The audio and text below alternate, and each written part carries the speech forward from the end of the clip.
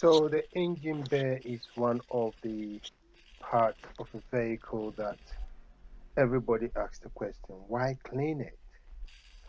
Well, if you have driven an elderly car in your life that constantly need little prodding here and there, then you somehow understand why it's important to make sure your engine bay is clean.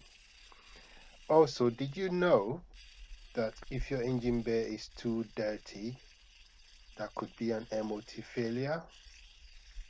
Well, the mechanic can, or the tester can say it's too dirty, can't tell whether there's oil here or there's no oil there or something. But for me, it's more than just what a mechanic will say or whether it's a repair. I just like my engine bay clean. It's just like one of those things where it has to be clean. That it's in my mind that my engine bay is clean, right? So there are so many methods of washing the engine bay or cleaning the engine bay or detailing the engine bay, depending on what term you want to use. But this is one of the methods that I am adapting at the moment.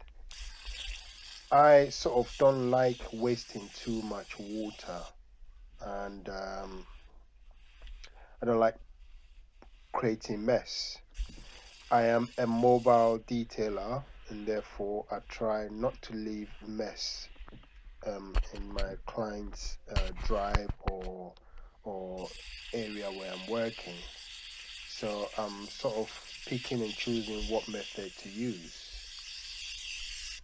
Steaming the engine bay is one of the most efficient way of dealing with the engine bay. As you can see, I'm dealing with the under the bonnet at the moment.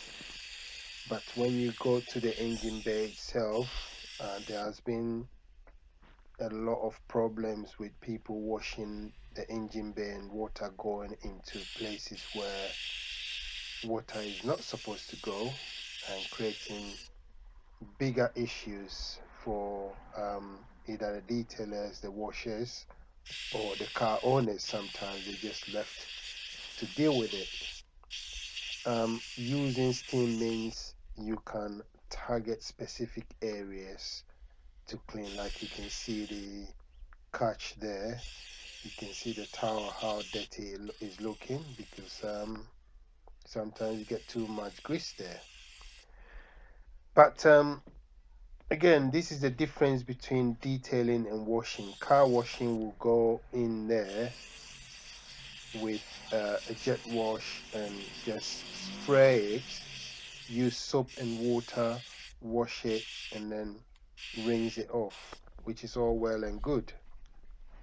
But with detailing, you are literally going panel per panel um, and literally wiping the dirt. I know most people, a lot of detailers, if not most of them, use the same method. I've said water and stuff like that.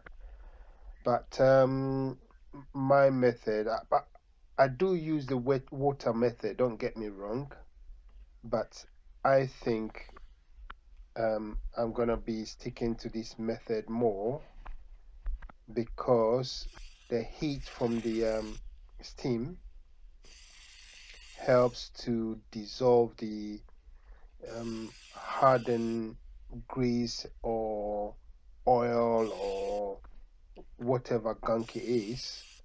The heat helps to dissolve it or soften it, and you wipe it immediately. As you can see, the towel is right behind the steam, which means the dirt will not get a chance to get hard again. And it's just wiped off, and I probably you won't see it in the video, but I keep changing towels, so I'm not using the same dirty towels throughout. Um, To me, it's vital that my engine bay is clean, purely because when I do these project cars, I'm selling it at the end of it, and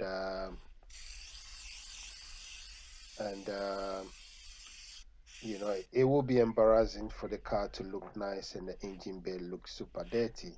However, funny story, I've had a few people who are like, oh, why have you cleaned the engine? Is that because you're trying to hide some leakage or something?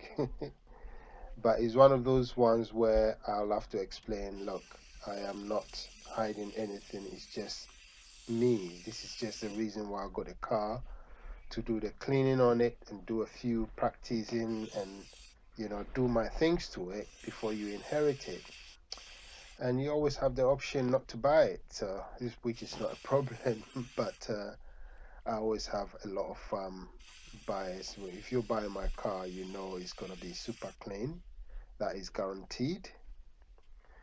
Um, so there we go. Anyway, that's just by the way. So as you can see, I'm using a combination of the steam and a very useful tool called the Tornado, which you'll probably see me using in a little bit. There is the Tornado in action, and what it does is it blasts the dirt off. So that is not hot, but just like a tornado, it's spinning and pumping the water and pushing whatever is heating, pushing the dirt away. So as you can see, I'm using a towel to sort of support it so that it's not going to be, you know, it won't be blasting the dirt back into where I don't want it to be. So that is another option there. With that, you need air compressor to push the water and air combination. You can use it as just the air, and you can use it as a combination of water and air. So that's exactly what I'm doing right there. And the tool works so well because, as you can see, the whole process is controlled. Water is not going where I don't want water to go. I pick and choose where I want to heat, and I'm heating right there. It's targeted sort of way of cleaning, controlled. You know, so at the end of the day, I'm using the Tornado because I want the water to be pushing the dirt. And there was a situation where I had to use the air compressor itself with a different kind of nozzle to push the dirt away. So all those options are there. The water options are there. I still use it sometimes depending on what car I'm using. But with petrol cars,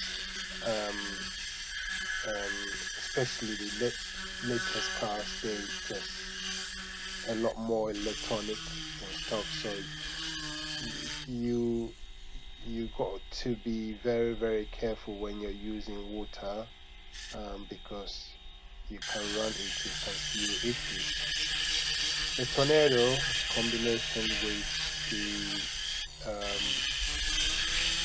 steamer, I think, is one of the best method to attack your engine bay. So that's exactly what I did. I hope you've got some strategy from here, or if you haven't and you have sort of an input and advice, or let me know the way you would do yours, because this is the way I do mine and I'm sharing with you, right? So you could also share yours with me. Detailing law, I thought I would share this short video with you, not so short, about 10 minutes video, but hopefully you have learned something. Thank you very much for watching. If you haven't subscribed, please do so now, and I will see you on the next video. Thank you very much for watching Detailing Law.